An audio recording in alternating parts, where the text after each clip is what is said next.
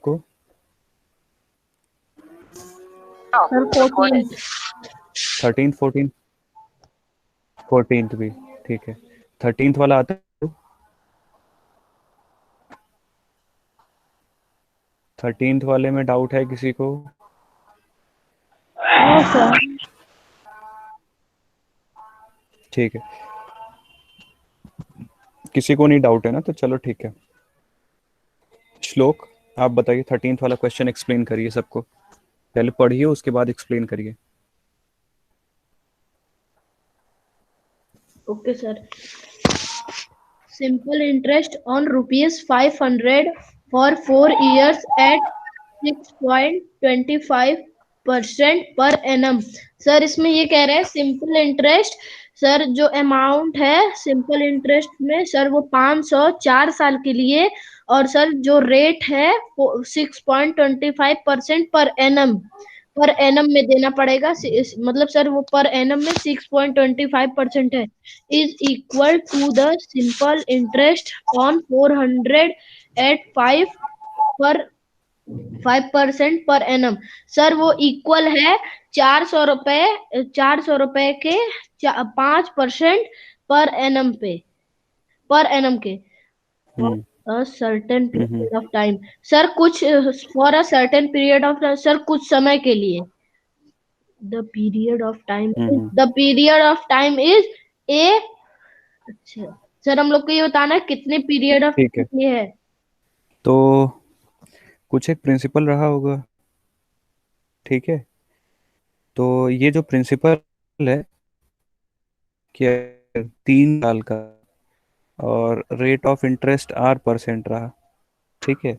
तो जो 3 साल बाद जो अमाउंट होगा वो अमाउंट है 944, ठीक है।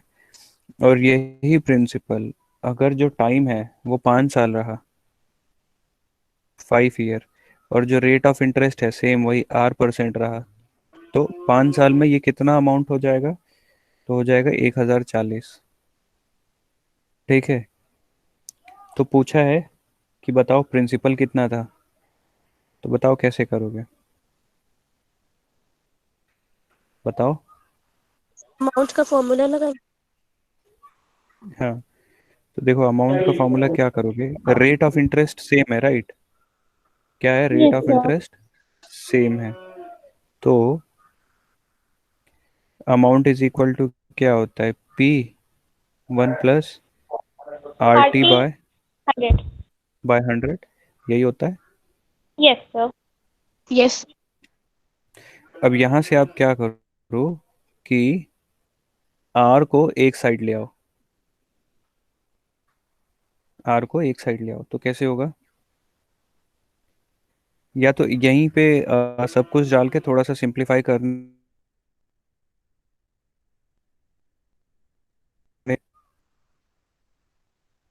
Rate of interest is same, तो रेट ऑफ इंटरेस्ट सेम है, इसका मतलब कि रेट को आपको पड़ेगा, रेट को ही आपको इक्वल करना पड़ेगा। तो आर को ले आइए एक साइड, बाकी सारे क्वांटिटीज को ले जाइए दूसरे साइड, तो एक फार्मूला बन के आएगा। देखो कैसे।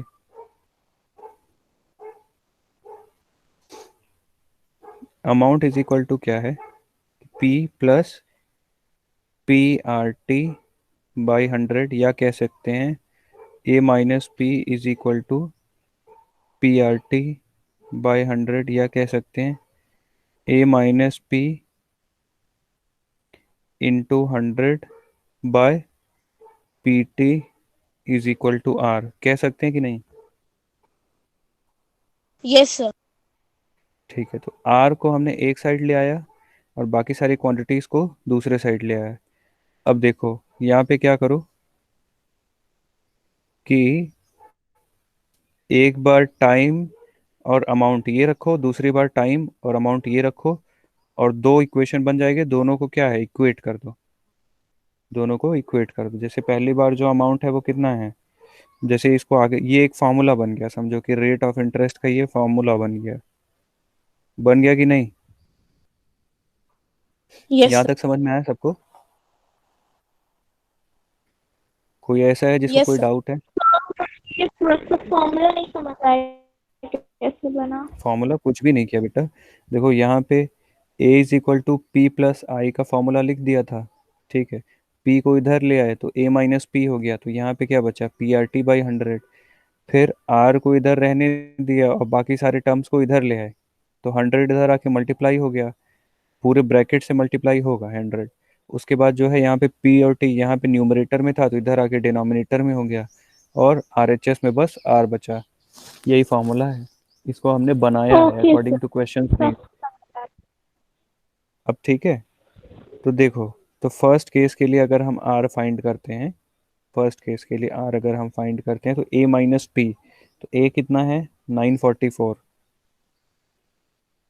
Minus P into 100 divided by p into time कितना है, 3 साल है। ये रहा इक्वेशन 1। अब दूसरे में देखो, तो अमाउंट कितना है 1040 माइनस पी। क्यों पी, क्योंकि सम तो जो है वो सेम था ना, जो सम है वो तो सेम था दोनों केस में। सो इंटू 100 बाय पी, और टाइम इस केस में कितना है, 5 साल। ये है इक्वेशन 2। तो अकॉर्डिंग टू क्वेश्चन की the sum was invested at same percent, same rate of interest, ठीक है। तो इन दोनों को इक्वेट कर दो। तो क्या करो कि equation 1 is equal to equation 2। ये हम नहीं कह रहे हैं, ये क्वेश्चन कह रहा है according to question, equation 1 is equal to equation 2। इन दोनों इक्वेशन को इक्वेट करो, यहाँ से देखो p की वैल्यू कितनी आती है। इन दोनों में अननोन क्या है, बस p है अननोन, आराम से वैल्यू आ जाएगी। करूं आगे कि ट्राई नो करोगे? Sir, we will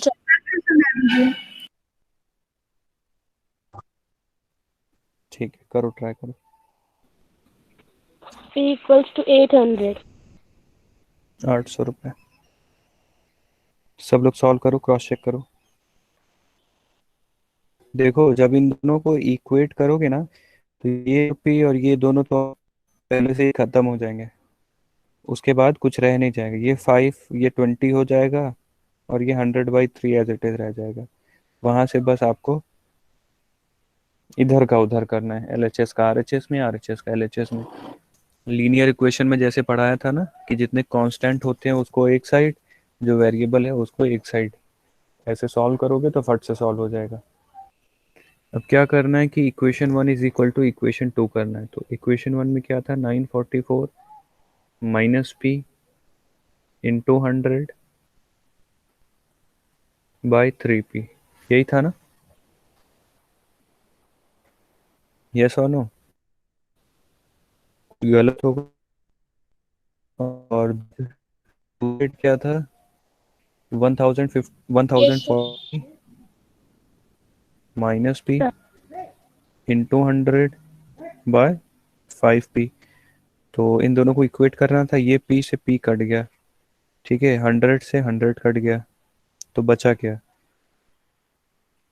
944 minus p by 3 is equal to 1040 minus p by 5, यही है ना। अब इसको उस साइड ले जाओ तो क्या हो जाएगा, 944 minus p is equal to, ये ऊपर जाके मल्टीप्लाई होगा, यहाँ पे डिवाइड है, ऊपर जाके मल्टीप्लाई होगा, तो 1040 इंटू 3 करना, जरा देखो कितना आता है। ये वहाँ 5 वहाँ डिनोमिनेटर में था, तो यहाँ पे मल्टीप्लाई होगा और यहाँ पे ये होगा। राजवीर आप सॉल्व करोगे, ट्राई करोगे अब? हाँ राजवीर, अब थोड़ा सा सॉल्व करो, आई थिंक अब कर लोगे, 3120। Yes sir. है ना? सर 800 तो आ गया। आ गया, चलो बढ़िया है। Yes Rajveer sir. तुम भी कर लो फटाफट।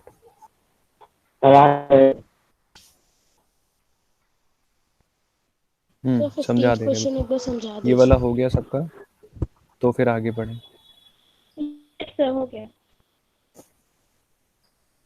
ठीक है, राजवीर इज स्टिल डूइंग, कर लेंगे। यस सर, हो गया। ठीक है, 15th क्वेश्चन सर, हो गया। तनिष्क पढ़िए।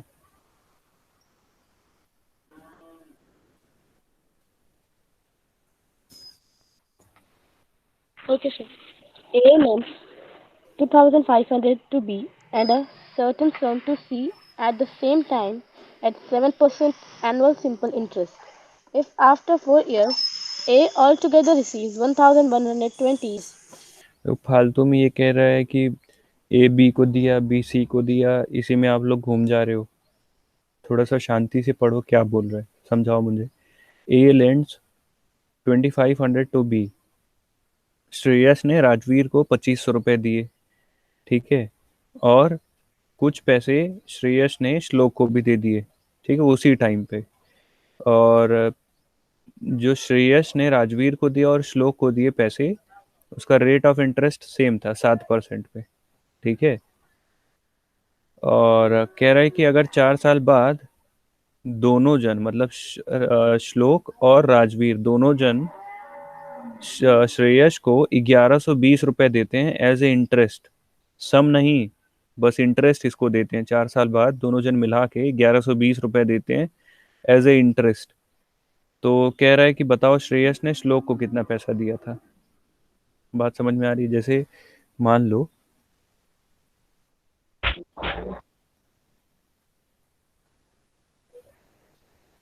कि ये ए है, ए ने बी को ए ने बी को एरो मतलब कि ए दे रहा है, ठीक है। ए ने बी को कितना दिया? 2500 रुपये। ये पैसा हो गया। कितने रेट ऑफ इंटरेस्ट से? 7%। कितने टाइम के लिए? 4 साल के लिए। फिर ए ने सी को भी दिया कितना पैसा? सर्टन सम, कुछ रहा होगा, एक्स रहा होगा ना। एक्स अमाउंट सी को दिया, सेम रेट ऑफ इंटरेस्ट से और सेम टाइम के लिए। कह रहा है कि तो बी जो है वो कुछ एक इंटरेस्ट देगा श्रेयस को, I1। सी भी कुछ इंटरेस्ट देगा, I2। कह रहा है कि I1 प्लस I2 कितना है? 1120 रुपये। तो पूछ रहा है कि ये जो x है इसका वैल्यू बताओ। समझ में आया क्वेश्चन? ये सर कर लेंगे अब। ठीक है, करो।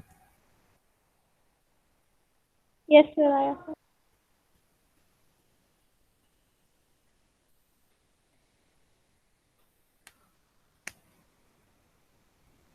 देखो, जब बहुत ज़्यादा क्वांटिटी हो ना, तो ऐसे ही पेपर पे जो है ग्राफ या ऐसे कुछ एरो एरो बना के उसको सेग्रीगेट कर लिया करो। जब उसको खोल दोगे तो बहुत इजी समझ में आएगा, एक साथ समझोगे तो नहीं समझ में आएगा।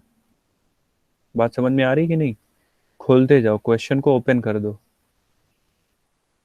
सर आ गया आंसर। चलो, बहुत बढ़िया। सर 1500। 1500 रुपये, ठीक है। Yes sir 1500। मेरा नहीं आ रहा। थोड़ा सा देखो, I1 निकाले। I1 कितना आया? Yes sir 700। I1 700, सबका यही आया है।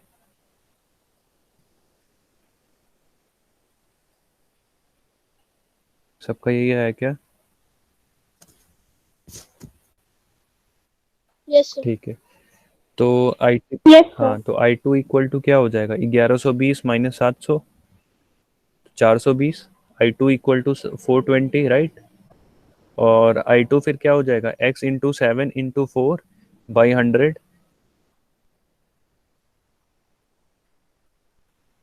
तो x की वैल्यू देखो वहां से क्या आ रही है।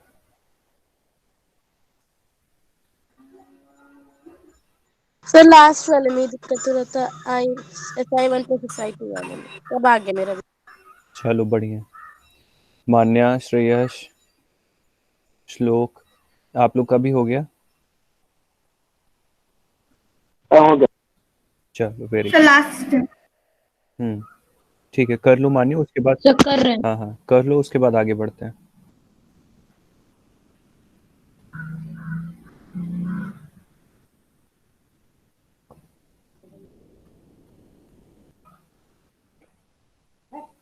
ये सर आ गया।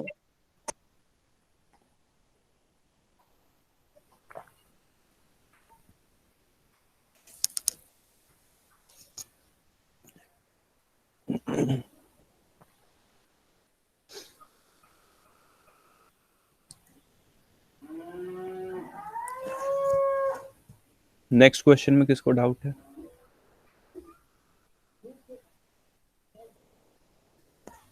नेक्स्ट क्वेश्चन में किसको डाउट? ठीक है, ये वाला हो गया सबका? Yes sir. Sir 1 minute. Okay, कर लीजिए फटाफट। सर हो गया। चलो ठीक है, श्लोक आप भी कर लीजिए फटाफट। चलिए 16th वाला पढ़िए। आ गया, चलो ठीक है। 16th वाला पढ़िए Janvi. Okay, sir. The rate of a simple interest on an amount of money is 6% per annum for the first 2 years, 9% per annum for the next 5 years, and 13% per annum for the period beyond 7 years. If the total interest on the sum at the end of a 10 years is 7,680 rupees, what is the sum? समझाओ क्या समझ में आ रहा है?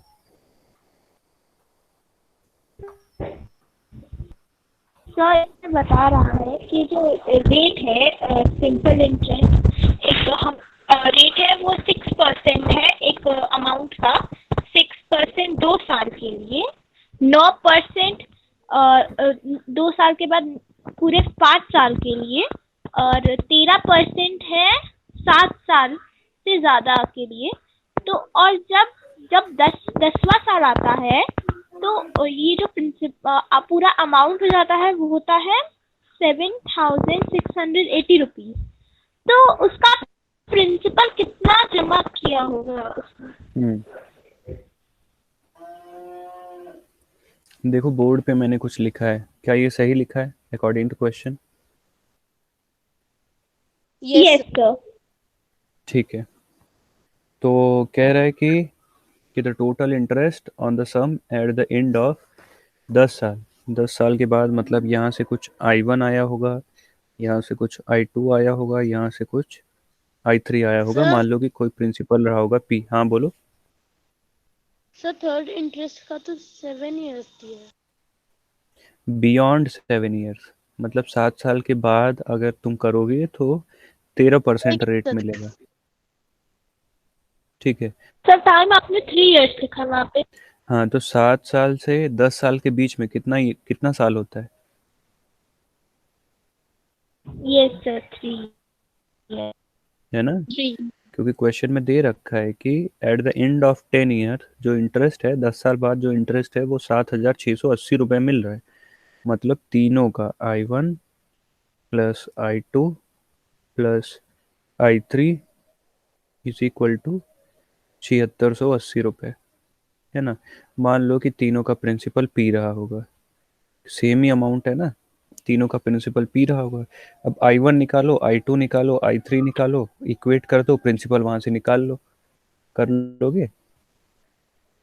यहाँ भी same ही principal है और यस यहाँ भी एक ही यस सर। प्रिंसिपल है। हाँ, तो हर जगह प्रिंसिपल पी रहा, तीनों को इक्वेट करके निकालो।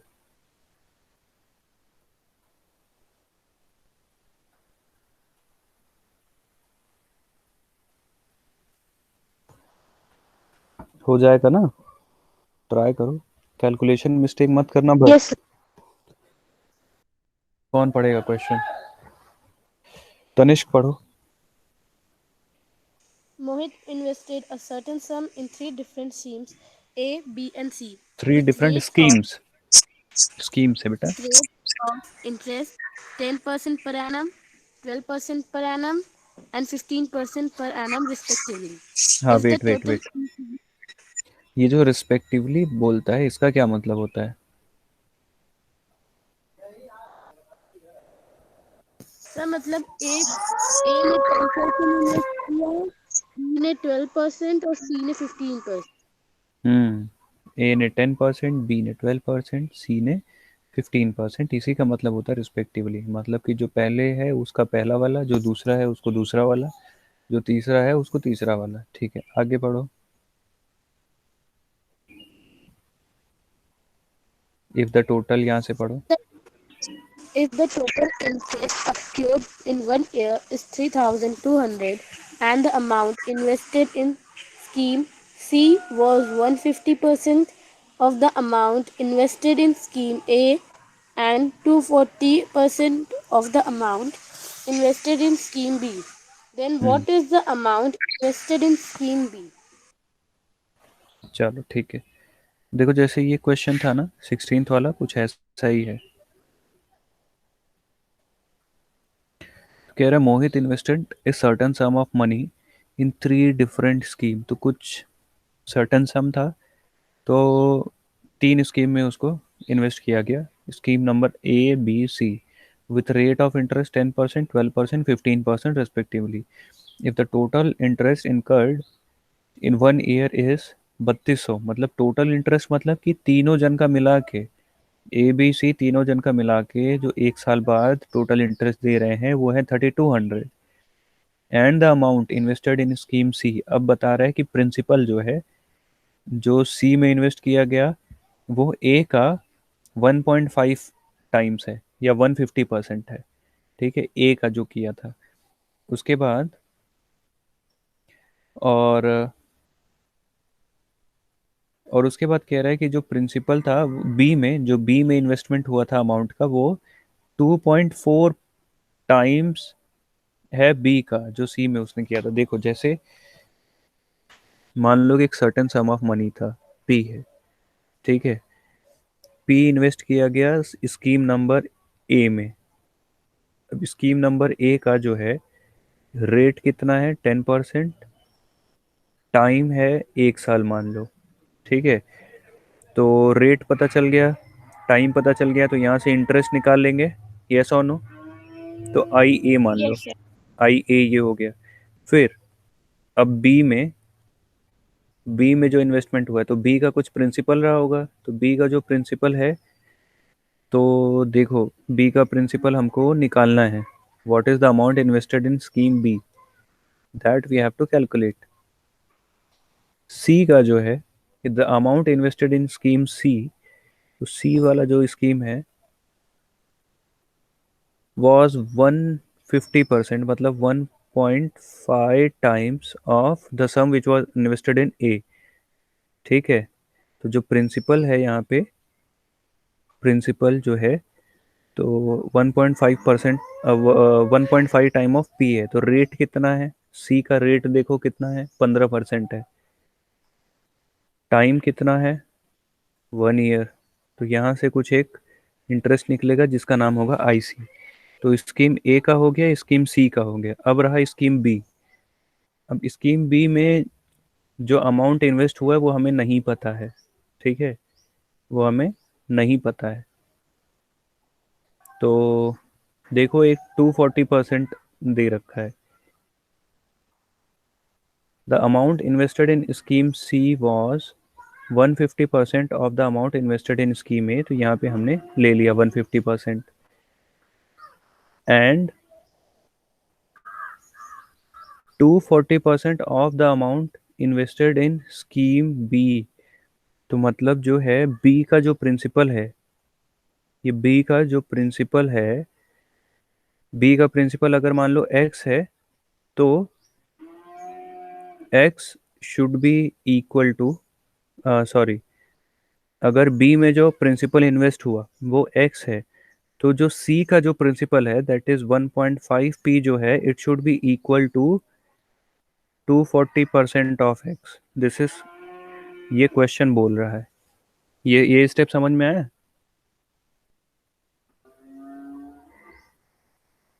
ये स्टेप समझ में आया क्या? Explain it once again. Yes sir. ठीक है, एक बार और एक्सप्लेन करता हूँ। देखो स्टार्टिंग से देखो, स्टार्टिंग में स्कीम ए था, स्कीम ए का मान लो प्रिंसिपल पी था, रेट ऑफ इंटरेस्ट 10 दे रखा है, टाइम 1 साल, तो यहाँ से आप आई ए निकाल लोगे। फिर अकॉर्डिंग टू क्वेश्चन चले आओ स्कीम सी पे। स्कीम सी पे क्या है, या उसके पहले चले आओ स्कीम बी पे। स्कीम बी पे हमें प्रिंसिपल नहीं पता है, मान लेते हैं प्रिंसिपल एक्स है। ठीक है, अब प्रिंसिपल यहाँ पे पी तो हम मान नहीं सकते, तो यहाँ बी वाला जो अमाउंट है वो डिफरेंट है, वो मान लो एक्स है। तो रेट ऑफ इंटरेस्ट कितना है, रेट ऑफ इंटरेस्ट अगर आप देखोगे तो 12% है, ठीक है, और टाइम वही है 1 साल। तो यहाँ से आप आई बी निकालोगे, यस और नो, बताओ, आई बी निकालोगे, ठीक है। उसके बाद चले आओ, कह रहे हैं स्कीम सी पे, तो स्कीम सी पे जो अमाउंट इन्वेस्ट हुआ है वो है 150% of the amount which was invested in A, that means 150% of A, that means 150 by 100 करोगे तो 1.5 आ जाएगा, तो 1.5 इंटू पी, तो 1.5 पी हो गया जो सी पे इन्वेस्ट हुआ, ठीक है। रेट ऑफ इंटरेस्ट 15%, टाइम वही 1 ईयर, यहाँ से आपको आईसी निकल जाएगा। अब देखो यहाँ पे दिक्कत की बात ये थी, या तो तीनों जगह ये पी में जो प्रिंसिपल इन्वेस्ट हुआ है कोई रिलेशन हो, या तो ऑलरेडी क्या है कि ऐसा बोलता क्वेश्चन में कि तीनों स्कीम में सेम अमाउंट का इन्वेस्टमेंट हुआ है, तब हमारे लिए आसान हो जाता, हम कर लेते। या तो फिर कि अगर अलग अलग इन्वेस्टमेंट किए हो तो कुछ ना कुछ रिलेशन दे दो, ये जो यहाँ पे एक्स है और ये पी है, इसके बीच में कोई रिलेशन दे दो। यही दो तरीका था इस क्वेश्चन को सॉल्व करने के लिए। तो उसने क्या किया कि रिलेशन दे दिया है क्वेश्चन को सॉल्व करने के लिए। तो रिलेशन क्या दिया है कि जो अमाउंट स्कीम सी पे इन्वेस्ट हुआ है that amount is equal to 240%, 240% of the amount which was invested in scheme B. तो वही हमने किया है यहाँ पे। तो the amount which was invested in C was 1.5p. This should be equal to 240%. If it is percent, then I'll have to divide it by 100 into 240% of the amount which was invested in scheme B. That means X. That means कि 1.5p is equal to 2.4x. That means p equal to 2.4 by 1.5 of x. ये point point cut गया, 24/15 आप करिएगा तो 3 8 ज़ा 24, 3 5 ज़ा 15, तो p is equal to 8/5x। ये इनका रिलेशन आ गया, समझ में आया कि नहीं? Yes, sir. ठीक है। अब अगर इनका ये रिलेशन आ गया तो अकॉर्डिंग टू क्वेश्चन वो क्या कह रहे हैं कि पहले साल में तीनों जन का मिला के जो इंटरेस्ट आया है कि एक साल में I A plus I B plus I C, this is equal to 3200। तो जब आप आई ए निकालोगे तो पी इंटू आर कितना है 10% into time 1 year by 100 plus B में जब करोगे एक्स इंटू क्या है rate of interest 12% time 1/100 plus I C जब आप करोगे तो आई सी में क्या था 1.5p into 15% into 1/100 equal to 3200। अब यहाँ पे देखो ये p एक ही अननोन है, इन दो अननोन हो गए, p और x दो अननोन हो गए, और इक्वेशन हमारे पास एक है। अगर एक इक्वेशन है और दो अननोन है तो इन दैट केस हमको कुछ ना कुछ रिलेशन एग्जिस्ट करता है क्वेश्चन में, उस रिलेशन को यूज करना पड़ेगा। जैसे अभी हमने क्या निकाला कि p is equal to 8/5x, या हम ऐसे भी लिख सकते हैं x is equal to 5/8p। Yes और नो, बताना, लिख सकते हैं कि नहीं? अरे भाई p is equal to 8/5x अगर हम लिख सकते हैं तो x को इधर रहने दो, 8/5 को उधर ले जाओ, तो 5 यहाँ डिनोमिनेटर में है तो वहाँ न्यूमरेटर में हो जाएगा, 8 यहाँ न्यूमरेटर में है तो वहाँ जाके डिनोमिनेटर में हो जाएगा। तो x is equal to 5/8p लिख सकते हैं कि नहीं? देखो फिर से एक बार ये रिलेशन वाला कैसे आ रहा है वो मैं फिर से समझा दे रहा हूँ। देखो अकॉर्डिंग टू क्वेश्चन जो सेकेंड लाइन है पढ़ो, लास्ट लाइन। तो it says and the amount invested in scheme C, amount invested in scheme C is 150% of the amount invested in scheme A. तो मान लो कि स्कीम ए में पी था तो स्कीम सी में कितना हो जाएगा 150% of P, that means 1.5p। उसके बाद कह रहा है and the amount which was invested in C, ये जो अमाउंट है this is equal to 240% of the amount which was invested in B. तो क्या हो जाएगा 1.5p is equal to 240% of x. 240% करोगे मतलब 240 डिवाइडेड बाई 100 करोगे तो आ जाएगा 2.4 ऑफ एक्स। तो 1.5p is equal to 2.4 of x. यहाँ तक समझ में आया? सब बिल्कुल ही नहीं समझ में आ रहा है।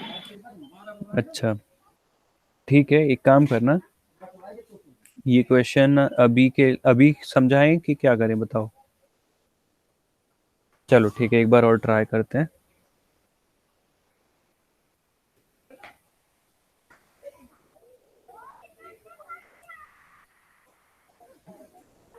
अब मुझे ये बताओ, जैसे मान लो कि मैंने 1,000 रुपए का एक इन्वेस्टमेंट किया, किसमें? एक्सिस बैंक में। कौन से वाले बैंक में? एक्सिस बैंक में। एक्सिस बैंक क्या कर रहा है कि मुझे रेट ऑफ इंटरेस्ट जो दे रहा है,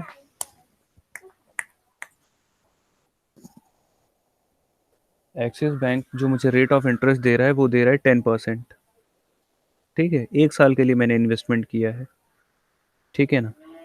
और फिर मैं एक यूनियन बैंक में गया, यूबीआई में, वो मुझे रेट ऑफ इंटरेस्ट कितना दे रहा है? 12%। और टाइम वही है, 1 साल के लिए मुझे करना है। उसके बाद मैं गया कि बैंक ऑफ बड़ौदा में, तो वहाँ पे रेट ऑफ इंटरेस्ट उसने कितना मुझे दिया? 15%। और टाइम वही है, 1 साल। तो मैंने तो आपको डायरेक्टली बता दिया कि मैंने एक्सिस बैंक में ना 1,000 रुपए का इन्वेस्टमेंट किया था, लेकिन अब मैं यूबीआई में कितना कर रहा हूँ, बीओबी में कितना कर रहा हूँ, ये मैं आपको डायरेक्टली नहीं बताऊंगा। तो सर पूछोगे, बैंक मैनेजर पूछेगा कि भैया अगर आप नहीं बताओगे मुझे कुछ तो बताइए, तब तो मैं बताऊंगा, या तब तो मैं यहाँ पे डेटा एंट्री करूंगा। तो मैंने कहा, बीओबी वाले से मैंने कहा कि भाई साहब आप जो बॉब हैं, आपको मैं 150% दूंगा। किसका? कि जो मैंने एक्सिस बैंक में इन्वेस्टमेंट किया था। तो ये क्या हो जाएगा? 150% निकालना, 150/100 इंटू 1,000। तो कितना इन्वेस्टमेंट किया मैंने? 15,000 का, राइट? बैंक ऑफ बड़ौदा में कितना इन्वेस्टमेंट किया? 15,000। यस और नो? कि 1,500? 1,500 रुपए? Yes sir. 15,000 नहीं, 1,500। ये क्लियर हुआ? तो मैंने क्या किया उसको कि डायरेक्ट नहीं बताया, मैंने ये बता दिया कि भाई 150% ऑफ एक्सिस, 150% ऑफ एक्सिस। या मैं इसको ऐसे भी लिख सकता था कि बीओबी में कितना इन्वेस्टमेंट किया, तो बीओबी में मैंने ना 1.5 टाइम्स ऑफ एक्सिस वाले का किया। तो एक्सिस मान लो यहाँ पे था 1,000 रुपए, तो मान लो यहाँ पे पी लिख दे रहा हूँ कि ये 1,000 को मैं पी कंसिडर कर ले रहा हूँ, बार बार 1,000 कहाँ लिखूंगा, 1,000 को पी ले लिया। तो इनडायरेक्टली मुझे ये पता चल गया कि बीओबी में मेरा जो प्रिंसिपल था वो कितना था? 1.5 टाइम्स ऑफ पी। ये मैं छोटा प्रिंसिपल लिख दे रहा हूँ ना। Capital P reflects the amount which was invested in axis bank. Small P represents दो प्रिंसिपल, हम लोग कहते आते हैं हर जगह, वो प्रिंसिपल प्रिंसिपल लिखते हैं ना, वो कहते आते हैं। बड़ा पी जो है वो अमाउंट है, जैसे 1,000 रुपए जो है वो सिग्निफाई कर रहा है कि बड़ा पी को। ठीक है, यहाँ तक समझ में आया? Yes sir. ठीक है, तो भाई अब बीओबी वाले को तो समझ में आ गया कि मैंने कि 150 गुना इन्वेस्ट किया है एक्सिस के कंपैरिजन में। लेकिन ये यूबीआई वाले के ऊपर अभी भी क्वेश्चन मार्क है। बोला कि तुमने एक्सिस को बता दिया, तुमने बीओबी को बता दिया, बट तुम हमें नहीं बता रहे हो। तो मैंने कहा कि चिंता मत करिए, आपको भी मैं बता देता हूँ। तो आपको मैं ऐसे बताऊंगा कि यूबीआई में मैं उतना इन्वेस्ट करूंगा, ऐसा इन्वेस्टमेंट करूंगा मैं यूबीआई में कि जिससे कि जितना मैं बीओबी में इन्वेस्ट किया ना मैंने, उसका 240% मैं आपको दूंगा। क्या बोला मैंने? कि बीओबी में जितना मैं इन्वेस्ट करूंगा उसका 240% मैं यूबीआई को दूंगा। यूबीआई में इन्वेस्ट करूंगा। बात समझ में आ रही है कि नहीं? पहले बीओबी वाले को मैंने एक्सिस से रिलेट किया, बीओबी वाले को मैंने एक्सिस वाले से रिलेट किया। यूबीआई वाले को मैंने बीओबी वाले से रिलेट किया, तो यूबीआई को मैं कितना दूंगा, तो 240% ऑफ 1.5p। बात समझ में आ रही है कि नहीं बेटा? Yes sir. अब समझ में आ गया? हाँ सर। सबको समझ में आया? किसी को अभी भी कोई डाउट है? समझ गए। ठीक है, जानवी, श्रेयस, यस सर। ठीक है, राजवीर, राजवीर बेटा समझ में आया? Excuse me sir. हाँ जी बोलो तनिष्क। सर एक बार वहाँ समझा दीजिए, जब इंटरेस्ट अप्लाई करते हैं। क्या करते हैं बेटा? सर जब आप interest one, interest two, interest three को प्लस करके हाँ करते हाँ हैं हाँ, सर, ये वाला कॉन्सेप्ट क्लियर हुआ कि नहीं, जो अभी समझाया मैंने? सर मैं नहीं थी, अभी ज्वाइन हुई हूँ। अच्छा, अरे तो जब आप वहाँ, आपको ये चीज़ समझ में आया कि ये p is equal to 8/5x, ये आपको समझ में आया था? यहाँ तक समझ आ गई। ठीक है, यही मैंने समझाया था वहाँ पे अभी। तो अब जिनको यहाँ तक समझ में आ गया, अब ज़रा फिर से आ जाओ, क्वेश्चन में आ जाओ। यहाँ पे मान लो कि स्कीम ए में p amount of money invest किया गया था 10% के रेट से 1 साल के लिए। यहाँ से निकालोगे तो आई आ जाएगा। उसके बाद जंप कर जाओ सी में। अकॉर्डिंग टू क्वेश्चन, सी में जो है कि 1.5 टाइम्स ऑफ पी इन्वेस्ट किया गया 15% के रेट से 1 साल के लिए, यहाँ से आपको आईसी आ जाएगा। ठीक है, अब बात रही स्कीम बी की, तो स्कीम बी को ना डायरेक्टली इसने नहीं दिया है। तो डायरेक्टली नहीं दिया तो कैसे दिया, बोल रहा है कि 1.5 पी, कि मतलब कि 1.5 p will be equal to 240% of the sum which was invested in B. तो वही किया मैंने कि 1.5 p is equal to 2.4 of x. यहाँ तक समझ में आया? ये वाला स्टेप समझ में आया कि नहीं? Yes sir. Janvi, Janvi and Shlok, Manya, आप लोग को समझ में आ गया ये? यस। Yes sir. ठीक है, Shreyas and Rajveer, yes sir. ठीक है। तो अगर अब ये समझ में आ गया तो आगे बढ़ो। तो फिर क्या है कि just a minute, I am erasing it.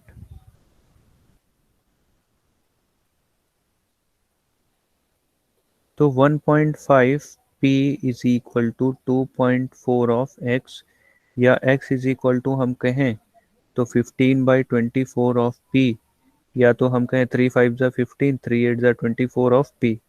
यहाँ तक समझ में आया? तो x is yes sir. Equal to 5/8 of p। Clear हुआ यहाँ तक? Yes sir. तो उसके बाद जब, हाँ यस सर। उसके बाद जब हम आई ए, आई बी और आई सी निकालोगे, तो आई ए तो पी आर टी बाई 100 हो गया, आई बी भी पी आर टी बाई 100 हो गया, आई सी भी पी आर टी बाई 100 हो गया। अब रही बात पी की, आई ए में तो पी पी है ना, आई बी में एक्स है, तो एक्स इज इक्वल टू अभी आपने क्या निकाला, 5/8 ऑफ पी। तो वैल्यू वहां पे पुट अप कर लो, x is equal to 5/8 of P. यहाँ पे एक्स की वैल्यू पुट अप कर लो, क्या करोगे, 5/8 ऑफ पी, और यहाँ पे 1.5 पी है ही है। तो इसको आप 1.5 को थोड़ा सा सिंप्लीफाई करोगे तो आप लिख सकते हो, इजी करने के लिए, कि 15 और नीचे एक जीरो बढ़ा दो, 15/10 हो जाएगा।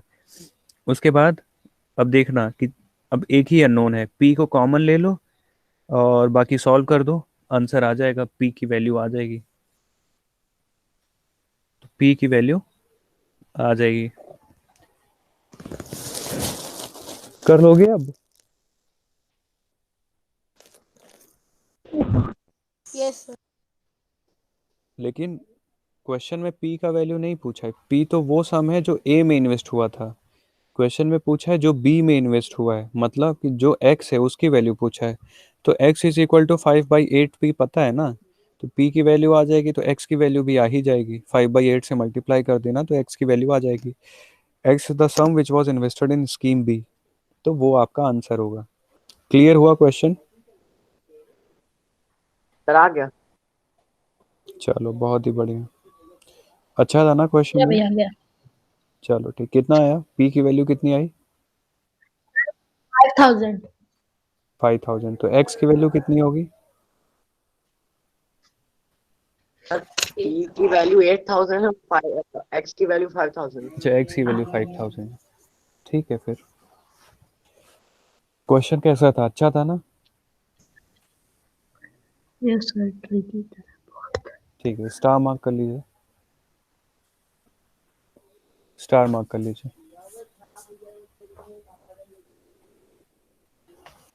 मान्या, सॉल्व हुआ क्वेश्चन? तनिष्क, अब कुछ नहीं करना है बेटा, p को कॉमन लेके बस सॉल्व कर देना है। सर आ गया। ठीक है, आ गया तो ग्रुप पे भेज दीजिए। श्लोक एंड श्रेयस का हो गया। मान्या, आपका हुआ? कर रहे हैं। ठीक है। राजवीर,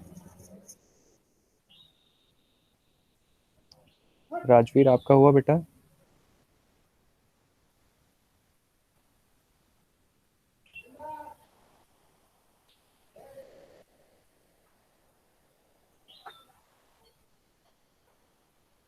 राजवीर आपका हो गया?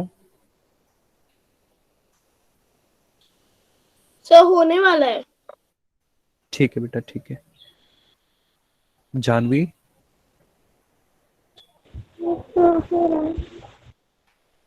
ठीक है। चलिए ठीक है बेटा, करिएगा, उसके बाद कल हम जो है नेक्स्ट टॉपिक स्टार्ट करेंगे, ठीक है ना? Okay sir. ओके बेटा, thanks a lot for joining. Welcome, welcome.